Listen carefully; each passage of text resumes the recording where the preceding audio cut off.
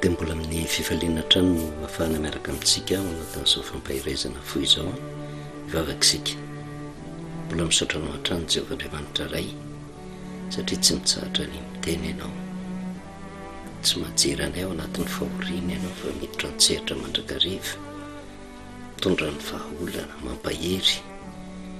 ary mampianatra anay tsy fikitra amin'ny zavatra mandalo ety amin'ity zao tontolo zao ity, satria Jesosy efa niteny hoe fahoriana no hita teto, kanefa nandresy zao tontolo zao izy. Mahatoky fa mifanainao masina dia hiasa tanteraka ao ty anatinay, fa tsy hatonga anay ho kivy fa hibanjina ny fiainana tsara kokoa aminao izay miafina ambadika ny teninao, dia tareo lalana mba ataoko mandrakariva ny teninao izay mba hanana fiadanam-po dia mitenena Jehovah fa mihaino ny mpanomponao amin'ny anaranao Jesosy, amen. Fa ny miarabantsika amin'ny anaran'i Jesosy manonona ny fahasoavana sy ny fiadanan'ny tompo ho amintsika mandrakariva. Mahafinaritra ny mianatra amin'ny tantara ny fivoahan'ny zanak'Israely tao amin'ny tany Egipta izay hitantsika amin'ny bokin'ny Exodosy, ary izay fahafantarana amin'ny atsipiriany ny tantaran'ny fivoahan'ny zanak'Israely tao amin'ny tany Egipta sy ny fahatakarana ny zava-miafina tian'Andriamanitra ampitaina ao anatin'izany no atsapahantsika ny tombam-bidy ny drafim-pamonjena izay soritan'Andriamanitra tsy ho an'ny zanak'Israely fotsiny fa ho an'ny taranak'olombelona rehetra, satria tantara mipetraka ireny mba hoentin'Andriamanitra hanoritana ny lalana izay andraisan'ny olona ny famonjena.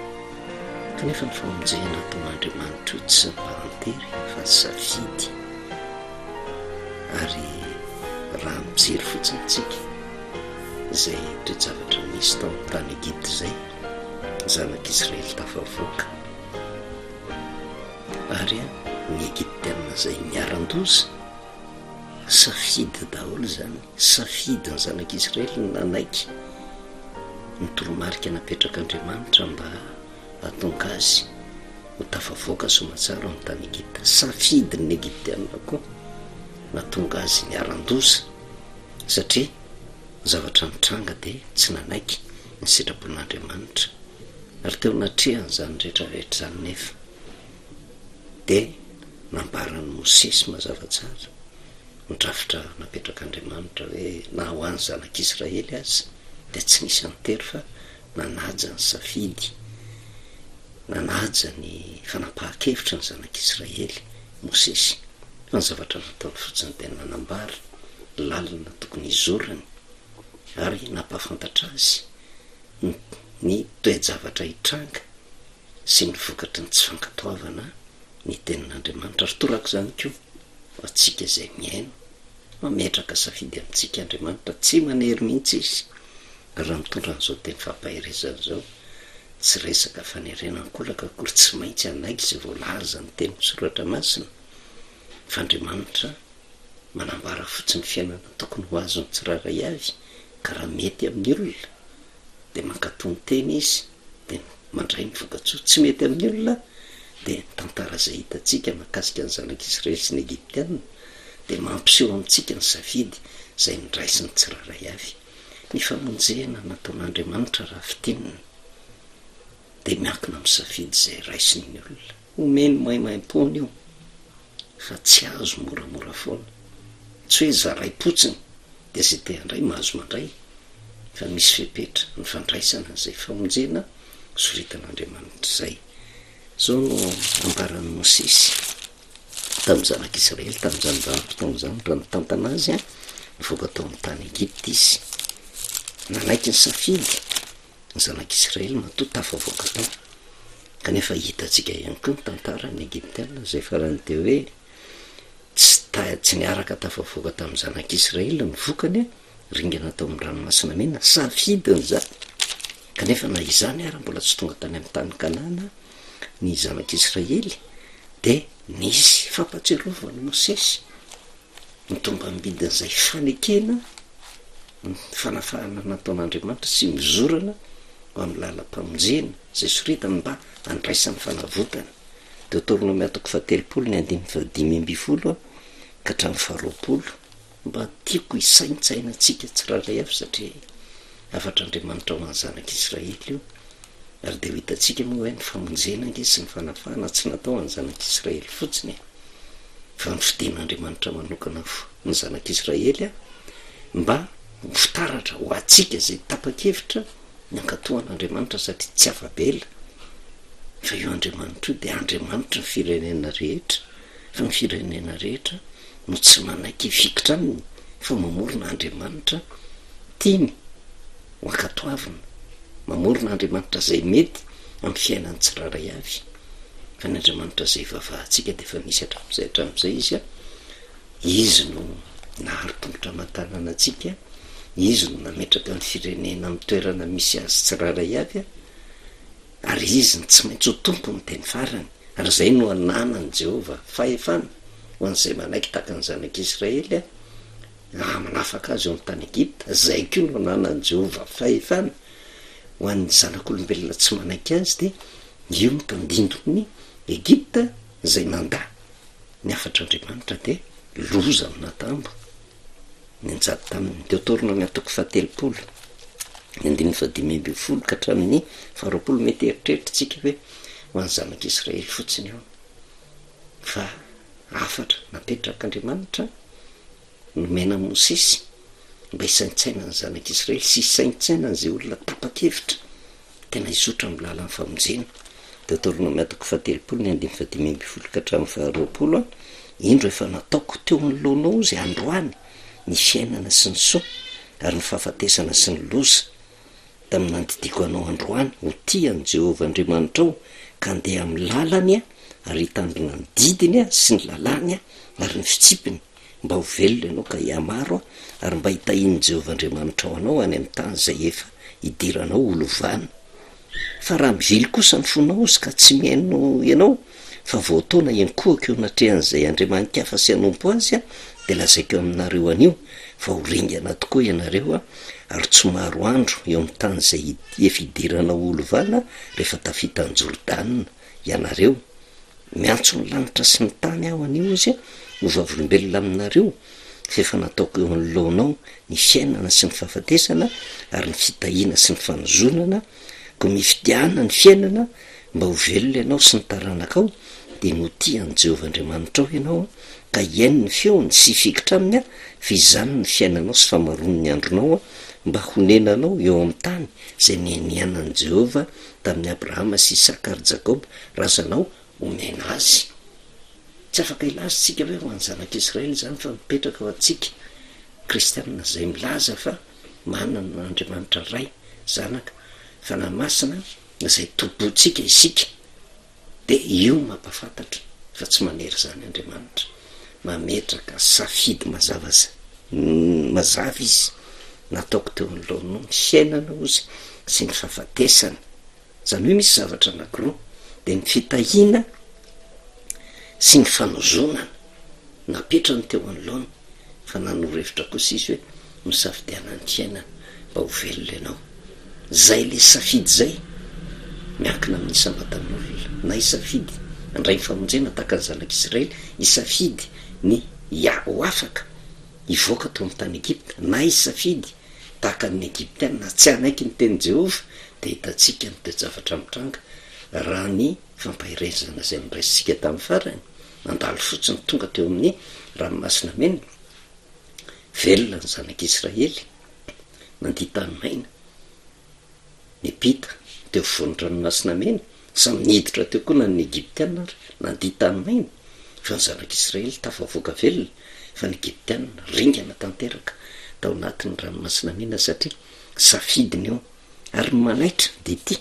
efa nataoko teo anoloanao ny fiainana sy ny fahafatesana tsy afabela zany fa raha teo amin'ny tany Egipta de nasehon'i Jehova tamin'ny toe-javatra anankiray fotsiny zay safidy zay zanak'ondry tsy misy kilema zay tsy maintsy ny vonoana tamin'ny 7 volana Nisanina zay le safidy tokana fa milafiny anankiray ny fanekena lay toromarika napetrak'Andriamanitra de ny fandraisana zanak'ondry tsy misy kilema vonoana ny faefatra ambe folo ny volana nisanina ary tsy misy mivoaka fa ao atokantrano ao anatin'ny fiboana de atsatsika io zanak'ondry tsy misy kilema io ny raha tetina mitatom-baravarana sy mitolam-baravarana de misy fepetra be lehibe napetrak'andriamanitra tsy iverenantsika io zanak'ondry tsy misy kilema io fotsiny de ho an'izay makato ny baiko napetrak'andriamanitra de zao ho afaka fiainana fitahina ho an'ny olona nanaiky fa io zanak'ondry tsy misy kilema io ihany ko de lasa fanozonana sy fahafatesana ho an'izay tsy manaiky ary miafina ho anatin'io teny mosesy io hoe io ny fitaratra hojerevan'ny olona rehetra hoe tena isafidiny andray ny famonjena ve izy de tsy maintsy manaiky nytoromarika de ny fahafatesana le zanak'ondry tsy misy kilema antoka zay ivoan'ny zanak'israely ivoaka tao amin'ny tany Egipta na zay rehetra resy lahatra na jentilesatra ivoaka tao amin'ny tany Egipta na tsy manaiky an'io zanak'ondry tsy misy kilema zay nyvonoana tamin'ny faefatra amby folo ny volana nisan'io de ho tahaka ny Egipta fandringanana ny vokany raha mijerytsika de zao samyny vahoakan'andriamanitra daholo na de tsy mino azy ary ny Egiptianina fa izy no nahary an'izy ireo andriamanitra ny firenena rehetra ary nitanjonakendren'andriamanitra de ny anekeny ny Egiptianina ihany ko zay famonjena sy fanafahana ataon'i Jehovah zay ary tsy afabe le izy ary tsy afaka hiteny izy tsy nahafantatra izahay fa nampiseho ny maizy azy andriamanitra ka na de niteny ary Jehovah tamin'ny zanak'Israely niteny tamin'ny eo avoakany izy niteny tamin'ny Egiptianina hoe avy aloha ny oloko andeha hanompo ka raha nahatsapa fa le tena andriamanitra tena izy io niteny tamin'ny faharosiny Egipta io de tokony hoe tena zahaiko mba handeha anaraka ny zanak'Israely hanompo anao Jehovah fa fizahany-toetra napetrak'andriamanitra tamin'ny Egiptianina io mba hisaintsainany hoe fantatrareo ve fa za Jehovah manam-pahefana amin'ny tany rehetra ka raha matahotra sy mangovotra no ny temika anareo de tokony hiaraka amin'ny zanak'Israely mikolaka nampisaintsaina n'andriamanitra ny farosy Egipta satria milohan'ny famoahana ny zanak'Israely tao amin'ny tany Egipta efa be deaibe ange ny fahagaganana nasehoan'i Jehovah tamin'ny alalan'ny Mosesy sy ny zanak'Israely teo amin'ny tany Egipta tsy hoe tonga de nivoaka ny zanak'Israely fa nisy loza folo tao nandeha ny loza voalohany faharoa fahatelo hatramin'ny loza fasivy mba fapetrereta amin'ny farosiny Egipta fa tsy natoky an'i Jehovah mihitsy izy tsy afaka hiteny izy hoe tsy nahalala le famonjena efa nataon'andriamanitra fa raha resy lahatra an'izay izy hoe tsy afabela fa tena tompony teny farany andriamanitra de tokony nanaiky an'i Jehovah andriamanitra izy ka raha tonga ny vanim-potoana ny voany zanak'Israely de tokony resy lahatra koa ny Egiptianina hoe alao zay mba hanompo anao hiaraka amin'ny zanak'Israely tsy mampaninona na iverinao ny tany Egipta ary fa tsy zay ny zavatra nikendreny fa te hamorona firenena anankiray tsy fehezin'andriamanitra kanefa hitady fiadanana sy fahasamparana anao zay daniny kibony de zay no natonga ny Egiptianina ny safidy nanda le toe-javatra anankiray le niteneniny Mosesy hoe nataoko teo anoloanao ny fiainana sy ny fahafatesana tokana niseho tamin'le zanak'ondry tsy misy kilema tamin'ny faefatra amby folo ny volana nisanina manaiky ny famarinana ny faefatra amby folo ny volana nisanina de manomboka ny fivoahana fanafahana tsy manaiky ny zava-miafina ao anatin'ny faefatra amby folo ny volana nisanina le pasika de ozona kanefa araky nyresahantsika raha ny tenin'ny Mosesy teto de ohatrany hoe ho an'ny zanak'Israely fotsiny le izy fa ntenga jerevantsika mijaonona toko fahatelo rehefa tonga tokoa Jesosy satria io Jesosy io le zanak'ondry tsy misy kilema araky ny voalazan'ny Jaona toko voalohany ny andininy fa efatra amby folo sy ny manaraka hoe ary nyteny de tonga nofoka nonona tamitsika hitanay ny voninahiny de voninahitra mendrika ho an'ny lahy tokana avy tamin'ny ray sady feny fahasoavanao zy sy famarinana Jaona nanambara azy ny antso hoe izy ilay nolazaiko hoe zay avy eo riko de efa tonga teo alohako satria talohako izy fa tamin'ny fahafianona mandraisantsika rehetra ozy de fahasoavana anampy fahasoavana fa lalàna de nomena tamin'ny alalan'ny Mosesy fa ny fahasoavana sy ny famarinana kosa de tonga tamin'ny alalan'i Jesosy Kristy zay ny famarinana zay nambarany mosesy ary eo nambarany jaona ary eo amin'ny andininy faharoapolo amin'ny jaona toko voalohany noho ny ampitso de nahitan' jesosy avy nanatona azy jaona ka de hoy izy indro ny zanak'ondron'andriamanitra ozy a zay manaisitra ny fahotany zao tontolo zao. Io ny tanjona kendreny jesosy anaisitra ny fahotany zao tontolo zao fa tsy ny fahotany zanak'israely fotsiny, zany hoe hitondra fanafahana